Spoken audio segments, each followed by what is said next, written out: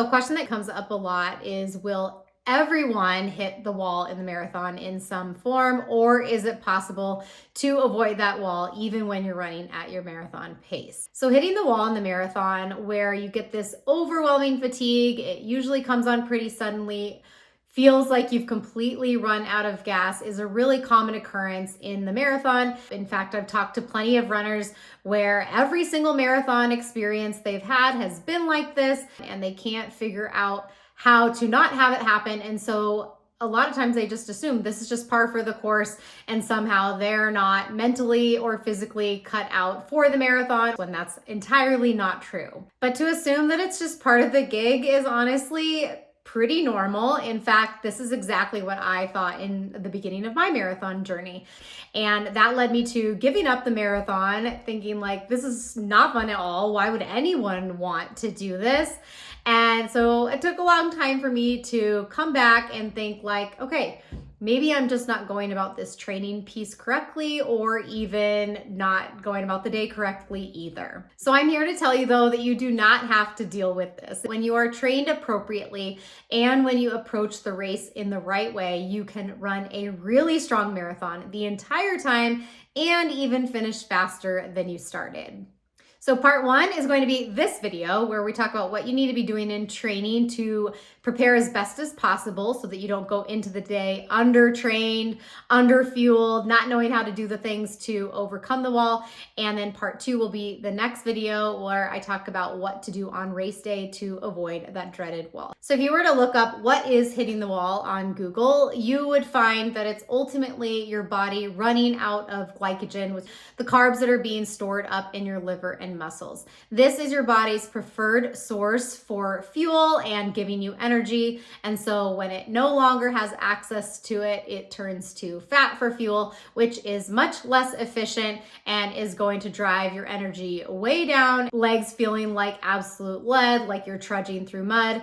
And it's just not a fun experience on race day or anytime. So your body can only store a certain amount of glycogen. And so that's why it's so important to fuel appropriately, so that your body can have constant access to that glycogen, basically when what is stored is all used up. The important thing here when it comes to training is that you have to actually practice the fueling so that your body knows how to use the fuel appropriately on race day, and so that you can feel good using it and you're used to getting the amount that you need without causing any sort of GI distress. So I find that almost all marathon runners, when I start working with them, are under fueling at least a little bit. And so we work together to find out what we need to do to up their fueling, to make sure that they are getting through their long run strong initially with the fuel that they are utilizing. And we're figuring out what we need to do to start upping that fuel slowly so that their body can adapt to it. And we're making sure that they're getting enough so that they avoid running out of the carbs that they need access to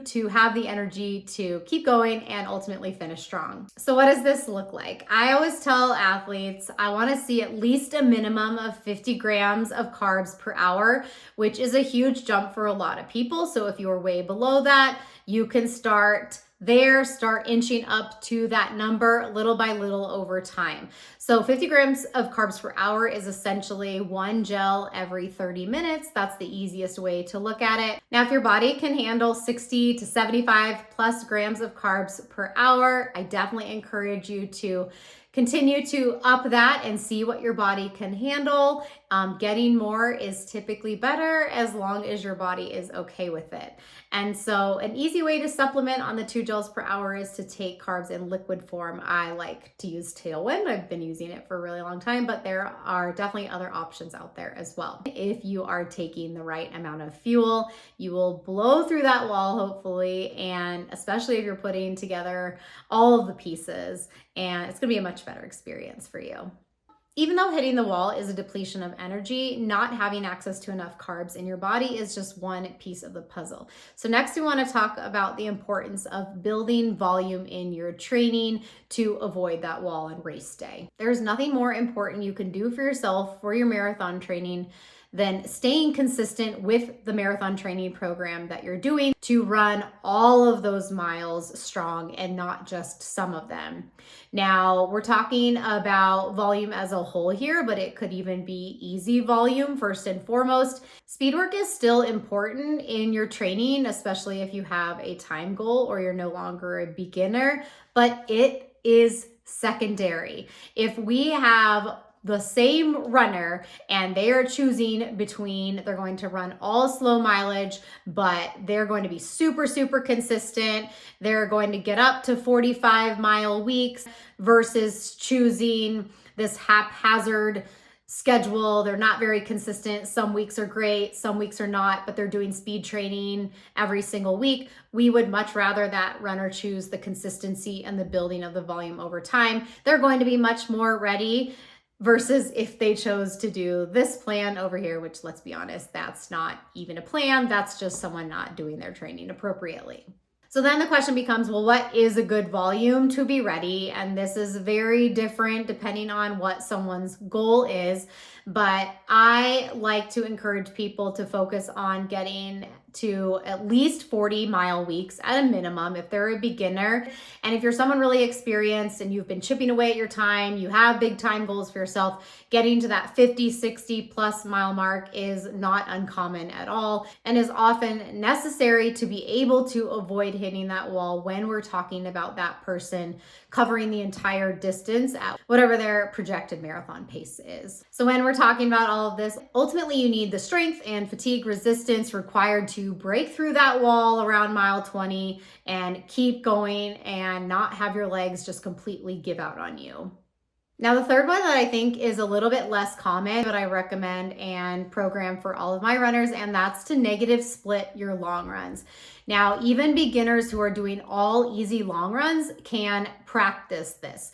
Now, ultimately, when we talk about the easy long run, it should mostly be by feel, or if you're experienced at using heart rate, you can also use heart rate, and those are typically in zone 2 if we're talking about the easy pace, but you can still do this on those easy runs by forcing a really slow start. So maybe we're talking about the bottom of zone 2, or you're just taking it 30 seconds slower than you normally would. It maybe doesn't feel very efficient, kind of feels a little bit wonky initially, but I promise if you keep practicing this way, your body's going to get very used to it. So by forcing those first few miles to be really slow, you are teaching your body what it's like to have a conservative start and have those first miles be the slowest of your entire run.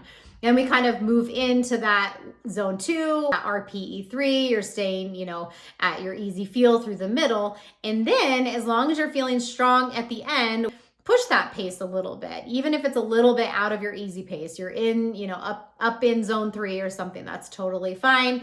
That's not going to go against what you're trying to accomplish, and it's only going to make you stronger. And again, it's teaching your body to finish faster, finish on really tired legs where you're pushing through. It's that mental piece of, okay, this is really hard right now. I've already done 16 miles in this long run and now I have to do 2 more miles a little bit faster. That's going to be really, really hard for me, but I'm going to push it. I'm going to try. All of those things put together are going to allow you to have that negative split that you want to see on race day. Finish really strong at the end, which is exactly what you're going to want. To have that full great marathon experience that I promise is so worth all of this work. So the next one I want to talk about is training at your current fitness level. So this is a quick one here, but this is a big mistake that a lot of runners make, and that's pushing for a time goal that someone wants versus a time goal that they are actually ready for, or they've proven in shorter races that they're capable of. Training at paces that you're not ready for can easily lead to burnout, injury, not able to complete runs. Suddenly you're missing too many runs on your schedule because you're super, super fatigued all the time. And where this comes down to hitting the wall in the marathon, that if you've trained at this particular pace that you're not ready for, then you're going out way too fast on race day. You're trying to hold a pace for a really long time that maybe your body is only able to really hold for 15 miles versus 26 miles. and you're going to hit the wall around that time, and it's going to be a sufferfest in the end and a pretty miserable experience. So remember that holding goal pace for 15 miles means absolutely nothing if you don't have the capability of holding it for the entire marathon distance. So when you train for what your body is ready for, you'll know how to pace appropriately on race day. So the next thing I want to tell you is learn to not quit when it gets hard. 100% hitting the wall is a physical phenomenon happening within your body. No one's making it up, and it is real, but we know how important the mental component is of completing a marathon well. And so you have to be able to know how to get through those hardest parts of the marathon. And this comes back to you being able to practice getting through those hardest parts of your runs within your marathon training. I cannot tell you the confidence it builds for your race day when you get through those moments of certain runs in your training where everything within you is telling you to quit, and you make it through the other side and think, wow, I just did that. I wanted to quit so bad and I still did it. So this suffering often comes in long runs, towards those last miles of those long runs. And a lot of times it's that mental grind that you just have to figure out how to push through. So there's that one part of suffering that you can learn to break through. And then also those speed sessions that, most of us are probably going to be having if we are not a true beginner. And I see this happen a lot in something like a tempo run that's very mental. It's 20 minutes at this pace that's actually very challenging. And it's so easy in our brains to just say, what's 5 minutes? I'll just quit 5 minutes early because this is so uncomfortable. This is so hard. It's good enough for today. When you consistently make those decisions for yourself, not that it's not ever the appropriate choice, but when you consistently do that every week, you're really just teaching yourself to give up in those hardest moments. And so when you get to that point of the marathon where you would typically hit the wall, and even if you're not fully hitting the wall physiologically or, with lack of fueling or anything else, it's still going to be hard, you guys. Like the last 10K of a marathon is hard no matter what.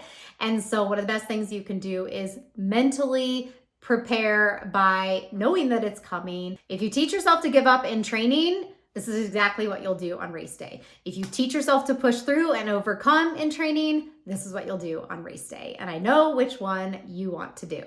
Avoiding the infamous wall ultimately comes back to the way you trained. This follows the practice how you play method or mindset. So if you are half-assing your training, you're not doing what you're supposed to be doing, you're not fully committed, you're kind of like wavering on if you're in or out, that is absolutely going to show up on race day. And you're not going to be prepared to do the things that you need to do on race day to overcome that wall. And you probably will hit it, but there's plenty of things that you can be doing to make sure that you are ready, you are prepared, you are trained super well so that you can have a great race and avoid that bonk that nobody wants to have. So make sure you guys catch me in the next video because I'm going to talk about how you need to actually approach race day to avoid the wall. Also equally as important because you don't want all of that hard work and training to go to waste.